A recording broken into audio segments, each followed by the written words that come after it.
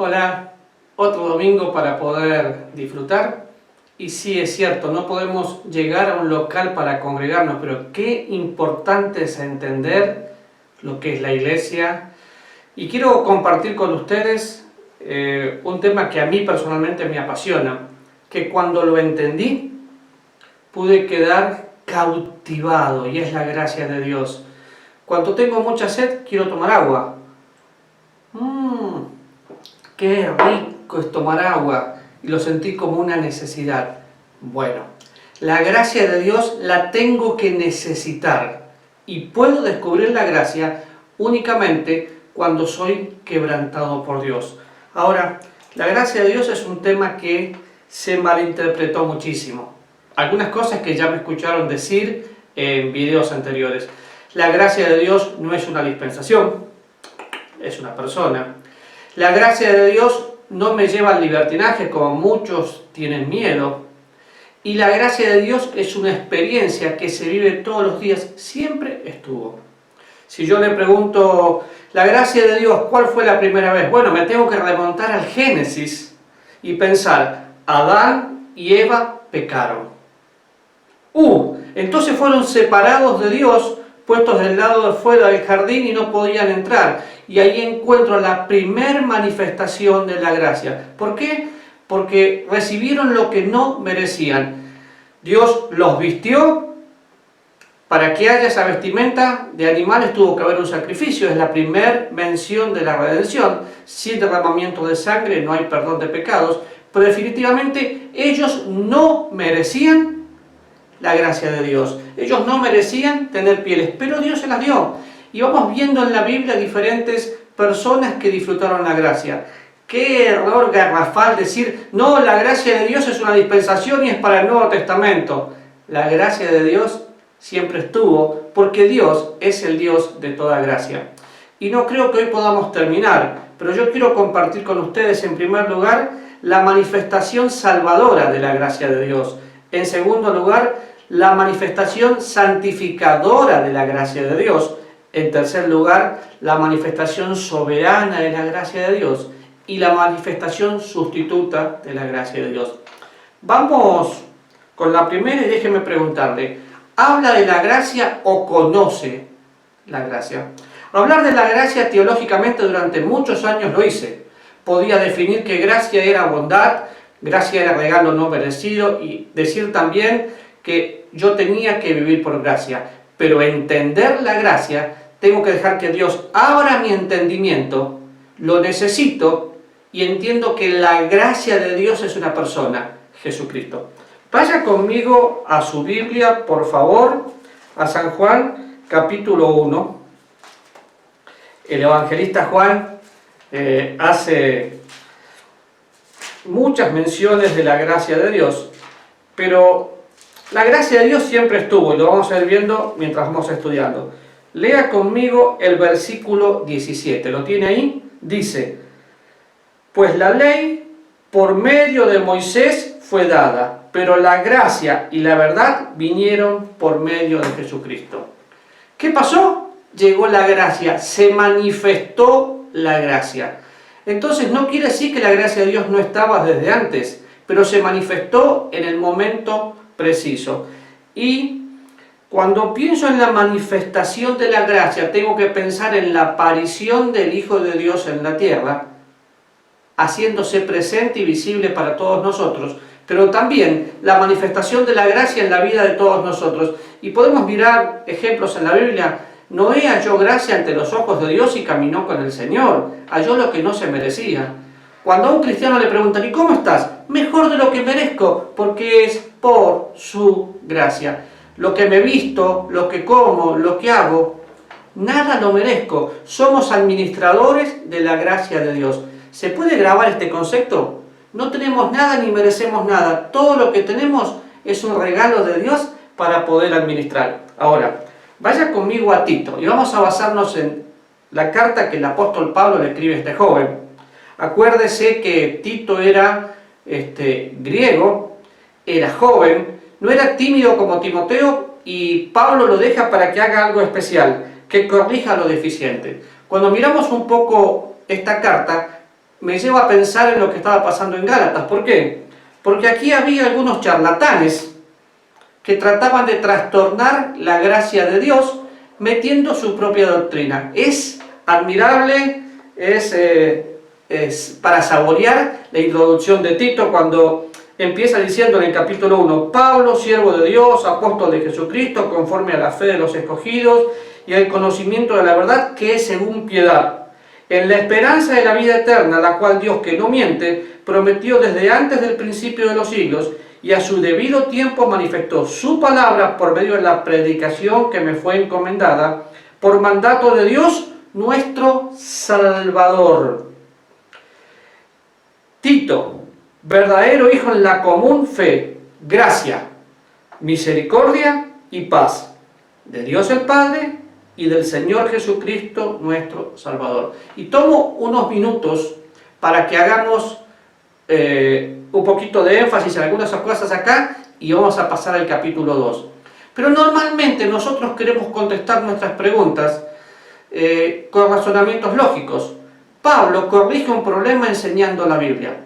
A veces escucho a algunos predicadores que dicen, tiene que ser más duro con el pecado y mencionar el pecado. Y la Biblia me enseña que tengo que enseñar, valga la redundancia, todo el consejo de Dios, porque es la palabra de Dios la que es útil para instruir, corregir, convencer. No es el predicador. Pero pensando en esto, bueno, habla de los escogidos de Dios, o sea, todos los que son salvos, todos los que han nacido de nuevo. Me habla de la esperanza de la vida eterna. Y es cierto, yo tengo vida eterna desde el momento que soy salvo. Y nadie me puede arrebatar de su mano. Pero tengo una esperanza. Voy a disfrutar la vida eterna a plenitud en el momento que Cristo venga. Cuando ya no esté más aquí y pueda estar con Él. Porque esa vida eterna fue prometida. Ahora, acá Pablo hace un énfasis interesante y habla de la común fe. Cuando tenemos algo en común, acá la palabra común no se refiere a algo bajo, sino comunión. Es la común fe que usted y yo tenemos si conocemos la gracia, si recibimos la gracia, si vivimos la gracia, o sea, si nacimos de nuevo. Mucha gente se va a sorprender cuando termine todo este tiempo de pandemia, porque, claro, se acostumbraron a estar en la casa, ver un video y decir, ya cumplí. Bueno, la vida cristiana no es cumplir, la vida cristiana me lleva a comprometerme. ¿Con quién? Con el autor de la gracia. Y da 3 palabras, la primera es gracia, misericordia, y la tercera es paz. Gracia, Dios me da lo que yo no merezco. La segunda, misericordia, Dios no me da lo que yo sí merezco. La gracia y la misericordia se encuentran para que usted y yo podamos ser salvos. Y si bien la paz era un saludo, paz es lo que pueden disfrutar aquellas personas que hicieron la paz con Dios. Porque vemos 2 cosas, la paz con Dios y la paz de Dios. La paz es un hecho, la hizo Cristo en la cruz para que nosotros las podamos disfrutar. Pero no podíamos tener paz porque éramos enemigos de Dios. Ahora, si usted mira un poquito más, Pablo le dice a Timoteo que era necesario y le da las características de los obispos, lo mismo que hizo en Timoteo primero y segundo. ¿Por qué lo deja aquí? Porque le dice que hay muchos contumaces, habladores de vanidades, engañadores, mayormente los de la circuncisión. Ahí tiene el dato, la circuncisión, los que predicaban la ley. No podemos meter mandamientos de hombres, no podemos tratar de cumplir la ley. De hecho, nunca la cumpliríamos. El gran problema que la iglesia cristiana tiene hoy es que hay muchos cumplidores de ley y pocos amadores de Cristo. ¿Me escuchó?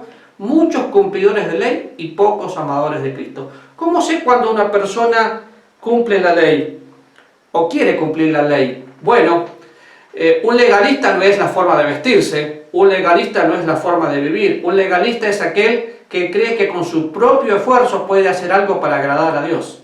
Definitivamente no. Y la iglesia se contaminó con la ley. Vivir la gracia es ser transparente. Vivir la gracia de Dios es vivir en libertad.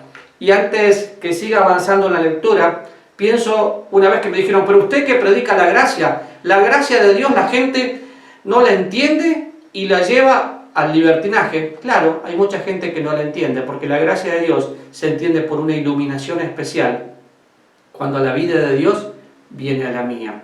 Y el apóstol Pablo contesta categóricamente esa pregunta en Romanos 6 cuando dice: ¿vamos a pecar para que la gracia abunde? En ninguna manera. ¿Por qué? Porque estamos muertos al pecado y vivimos para Dios. Entonces, si una persona realmente conoce la gracia, no vive como quiere, vive como debe, porque es guiado por la gracia de Dios. Y fíjense algunas características que Pablo dice. Habla de los de la circuncisión, los cuales es preciso tapar la boca porque trastornan casas enteras. ¿Tapar la boca? Sí, ¿cómo? Con la palabra de Dios. Ahora, esto no es pelear porque el ministro de Dios no es contencioso. No tengo que estar desde el púlpito o cara a cara peleando con alguien porque piensa como yo. Y cuidado, porque se habla mucho de la sana doctrina. ¿Pero qué es sana doctrina? Sana doctrina no es vestirse de esta forma o cantar de esta forma. Sana doctrina es entender que la salvación es por fe, confiando en la gracia de Dios y mirando el sacrificio de Cristo como algo personal. Ahora, Pablo toma a Tito y le pide que se presente como ejemplo. ¡Qué difícil! Y le dice que no sea contencioso. Y estoy empezando versículo 8, versículo 9 del capítulo 2. Pero fíjense, capítulo 2, versículo 11. Porque la gracia de Dios se ha manifestado para salvación, ¿a quién? A todos los hombres. A todos los hombres. Entonces, lo primero que tenemos que ver es la gracia de Dios, la manifestación para salvación a todos los hombres. Y no quiero pensar en universalismo, pero por supuesto que tengo que decir que Dios quiere que todos los hombres sean salvos y lleguen al conocimiento de la verdad, sí o sí. La gracia de Dios en realidad es Dios mismo en Cristo viviendo en cada uno de nosotros, por eso se manifiesta. Jesús caminó entre nosotros y cuando Jesús asciende al cielo viene a vivir a mi vida, y claro que no merezco. ¿Cómo yo voy a merecer ser templo del Espíritu Santo de Dios? ¿Cómo yo puedo entender? La verdad que no puedo entender, pero lo soy. Ahora, cuando pienso en la gracia de Dios, acompáñenme a 2 Timoteo capítulo 1, versículo 9. Y fíjese, otra vez hablando de la gracia.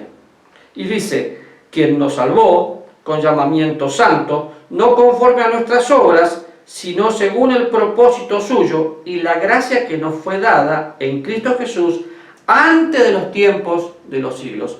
Si paramos un poquito acá, habla de salvación. Por supuesto, la manifestación salvadora me habla de redención.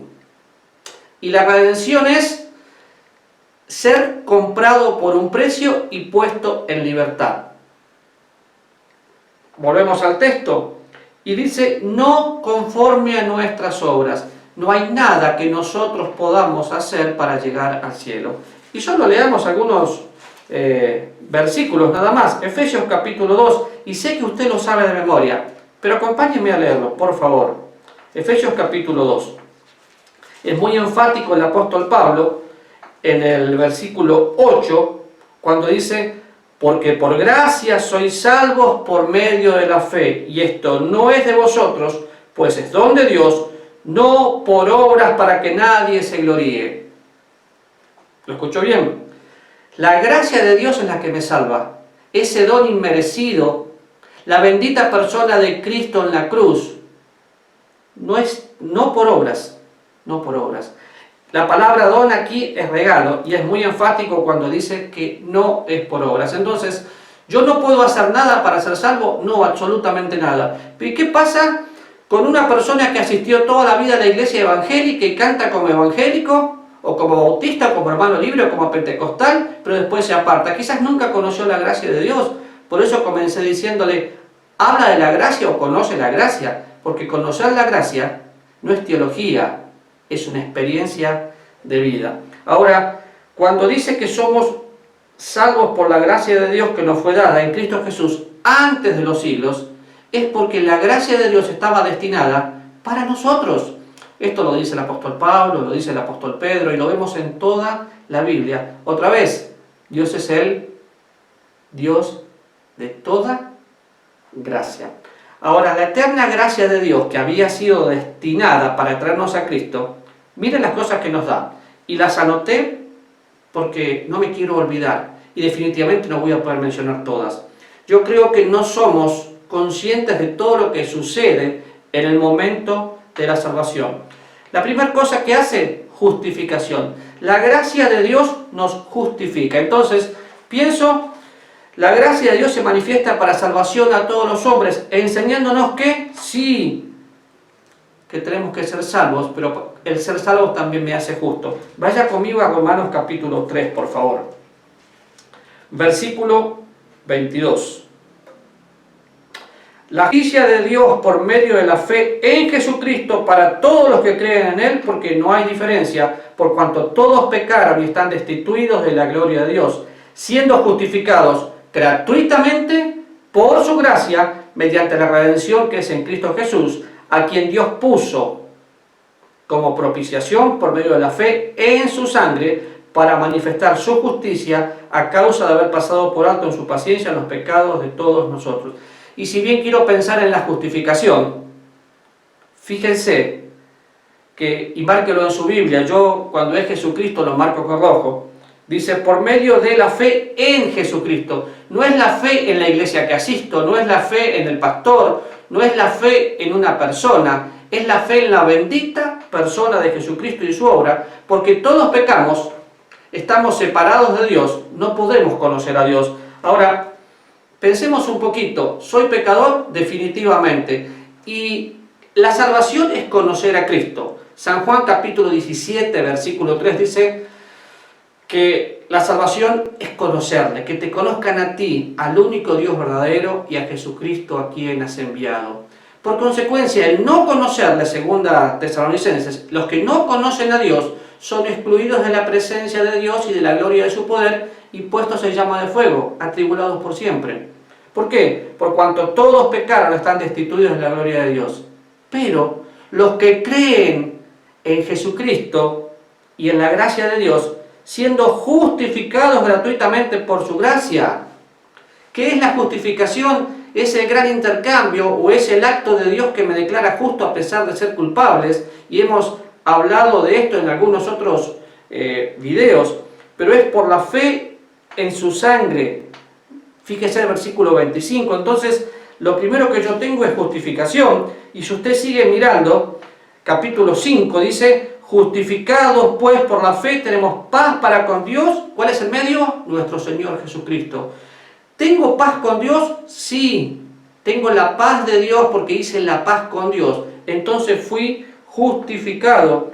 Versículo 8 del capítulo 5 de Romanos, mas Dios muestra su amor para con nosotros, en que siendo aún pecadores, Cristo murió por nosotros, pues mucho más, estando ya justificados en su sangre, por Él seremos salvos de la ira. Y podríamos seguir, pero déjeme un minutito pensar algo con usted. Las personas que dicen ser salvas y no tienen deseo de leer la Biblia, no tienen deseo de vivir en santidad, no tienen deseo de compartir el Evangelio, nunca entendieron la salvación, entonces tienen una religión, pero no pueden disfrutar a Dios, porque ya somos justificados por medio de la fe. Luego me habla de la reconciliación, que también es por su gracia. Nosotros éramos enemigos de Dios y estamos reconciliados con Dios.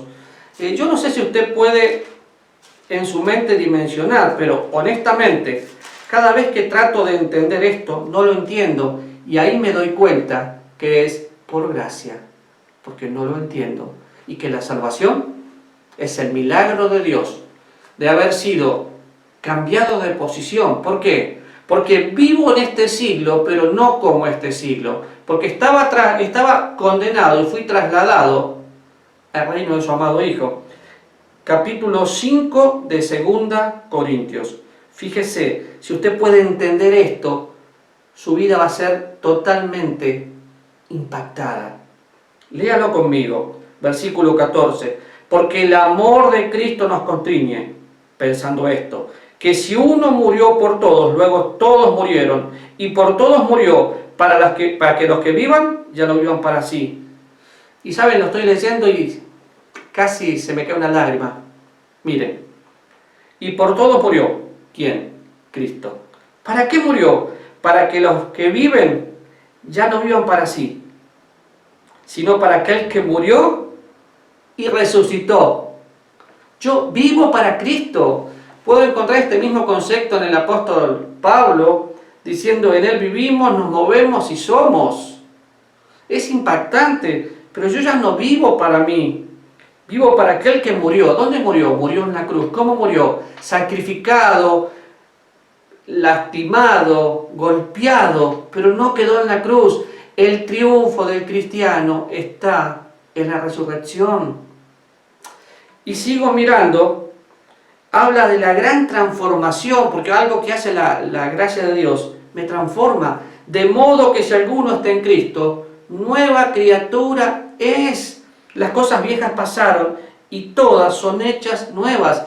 La manifestación de la gracia de Dios no solo me redime, sino que me reforma. Me hace una nueva criatura. Me redime y me hace nuevo para poder vivir en libertad. Y todo esto proviene de Dios, quien nos reconcilió. Y acá está el punto que quería llegar. Nos justificó, nos reconcilió. Pero fíjese todo lo que le antecede. Me habla de una transformación, una vida diferente, una experiencia. Nos reconcilió. ¿Con quién? Consigo mismo. ¿Y cómo lo hizo? Por medio de Cristo. ¿Y qué hace con nosotros? Nos da el ministerio de la reconciliación. Así que si usted mira un poquito, somos justificados por su gracia, somos reconciliados por su gracia, somos hechos embajadores por su gracia, somos redimidos por su gracia. Y cuando pienso en la redención que es en Cristo Jesús, solo recuerde que la redención es ser comprado por un precio y puesto en libertad.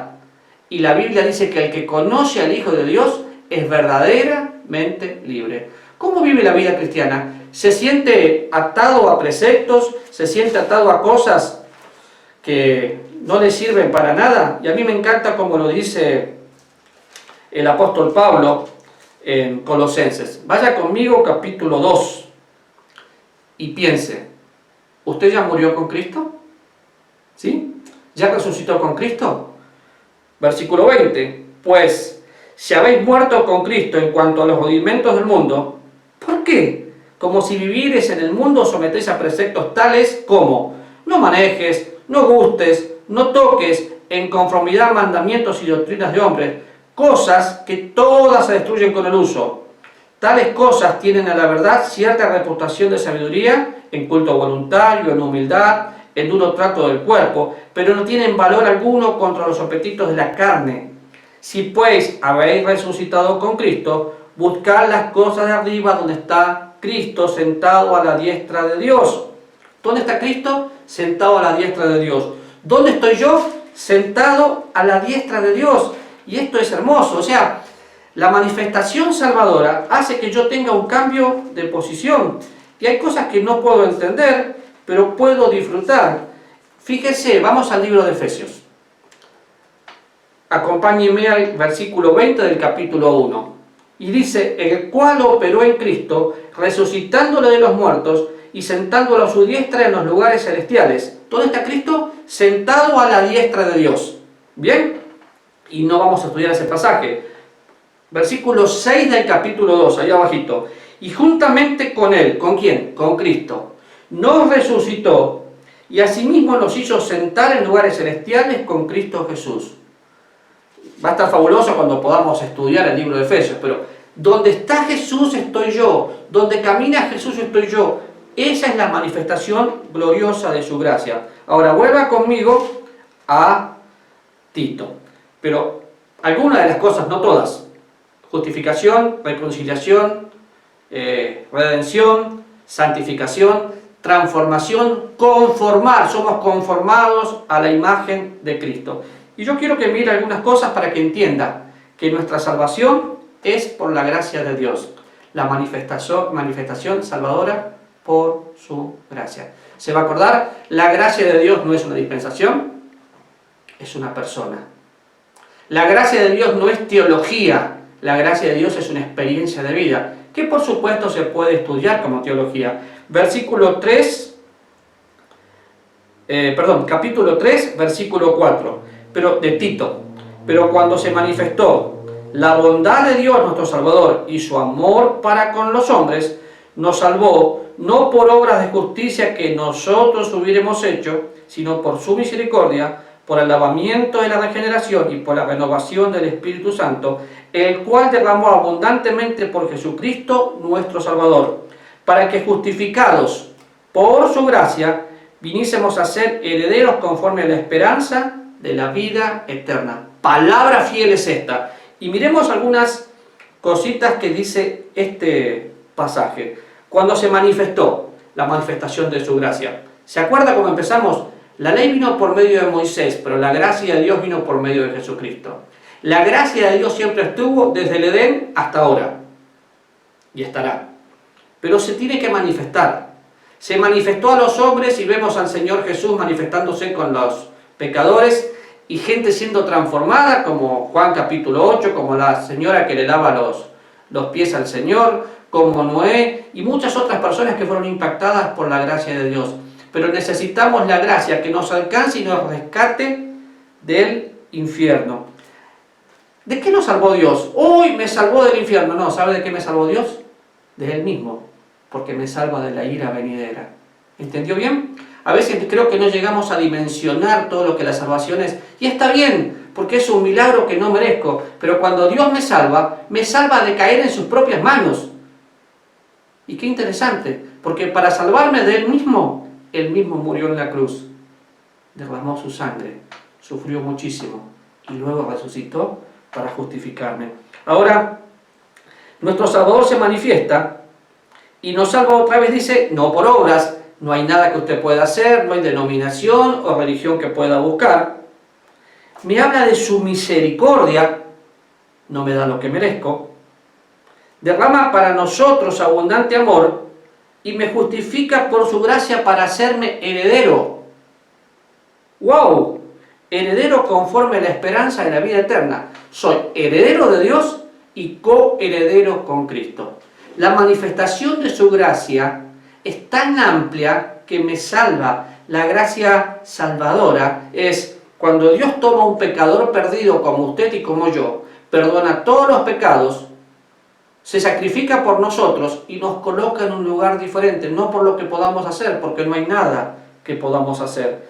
Y me habla otra vez de la esperanza de la vida eterna.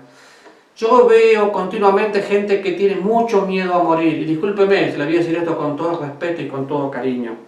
Yo creo que las personas que le tienen miedo a la muerte nunca entendieron la salvación, porque para mí el morir es Cristo.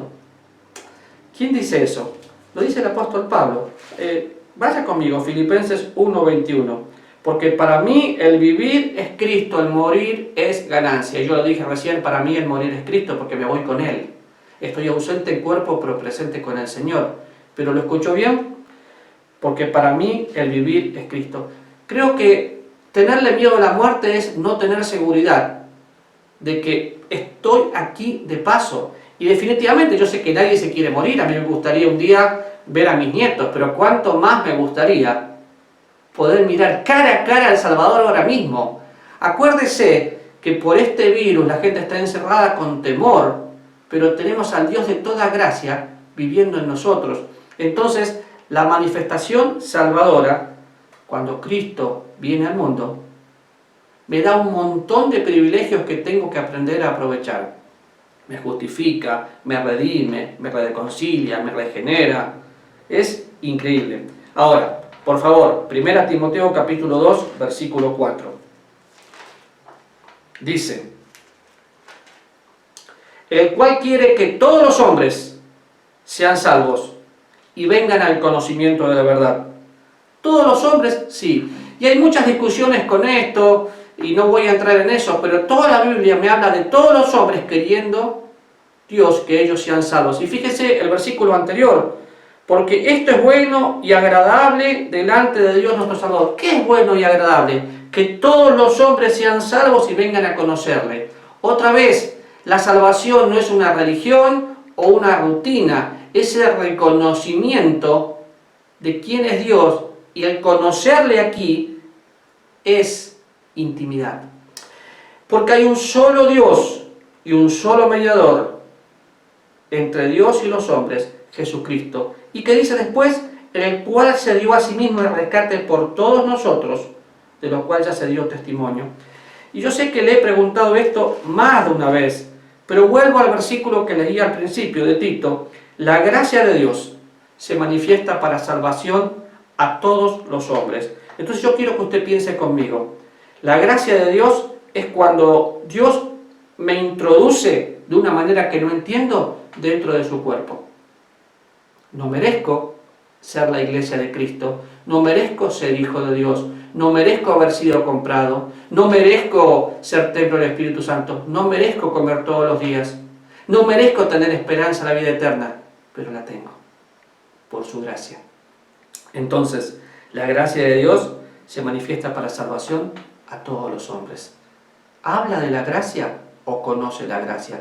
Yo le imploro que usted se pueda hacer esa pregunta que durante muchos años ha escuchado. Si hoy muere, ¿dónde pasará la eternidad?